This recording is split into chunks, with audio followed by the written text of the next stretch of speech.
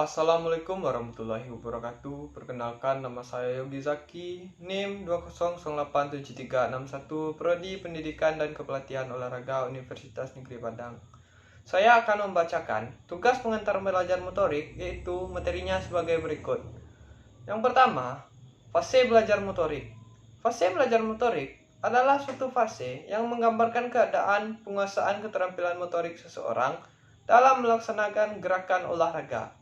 Contohnya, dalam permainan bola voli, seseorang yang baru memainkan bola voli sudah bisa melakukan teknik servis yang merupakan teknik dasar dari permainan bola voli.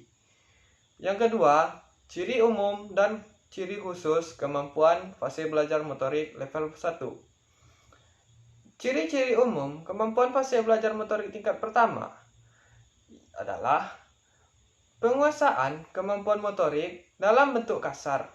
Seseorang yang berada pada fase ini hanya mampu melaksanakan gerakan-gerakan yang dituntut bila situasi dan kondisi pada saat itu mendukung.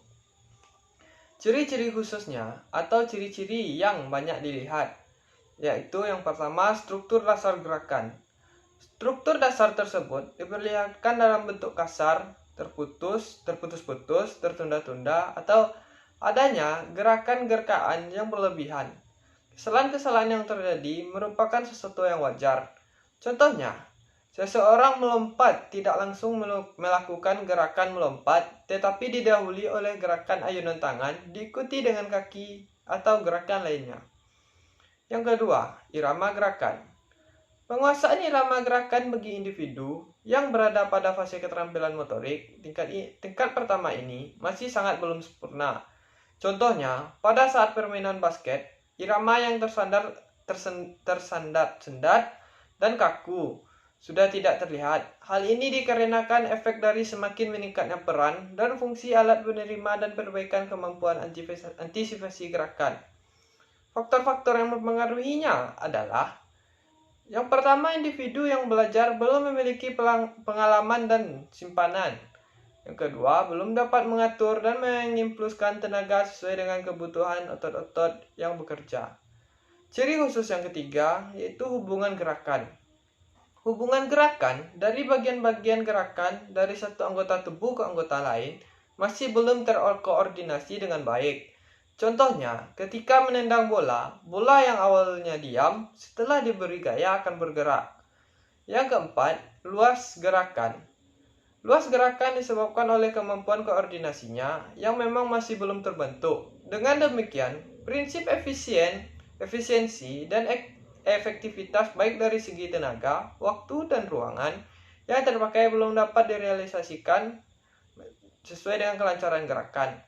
Contohnya, dalam permainan bola basket, menyesuaikan dengan luas gerakan tidak berlebihan dan kekurangan menggunakan tenaga agar terciptanya efektivitas luas gerakan aliran yang baik. Aliran gerakan yang ditampilkan masih belum lancar, yaitu tersendat-sendat. Kurangnya kecepatan dan percepatan tersebut dikarenakan pengaruh impuls yang diberikan. Yang kelima ialah kecepatan gerakan. Belum memiliki kecepatan gerakan baik, yaitu masih bersifat lambat dan kaku. Contohnya, permainan basket, kemampuan mengantisipasi gerakan, bentuk latihan yang dapat diterapkan itu seperti proses pembelajaran pada peserta didik. Yang keenam, ketepatan dan kekonstanan gerakan. Contohnya, dalam permainan bola basket, pada saat melempar bola ke arah sasaran tertentu atau sesuai dengan lubang atau ring tertentu. Yang ketujuh, kekonstanan gerakan. Kekonstanan gerakan dimiliki oleh individu yang berada di fase tingkat pertama ini boleh dikatakan tidak ada, karena kemampuan yang dimiliki belum stabil atau belum dapat diukur. Contohnya, dalam permainan bola basket, gerakan yang baik akan tetapi apabila situasi dan kondisi tepat dipersulit, kemampuan gerakan tidak stabil.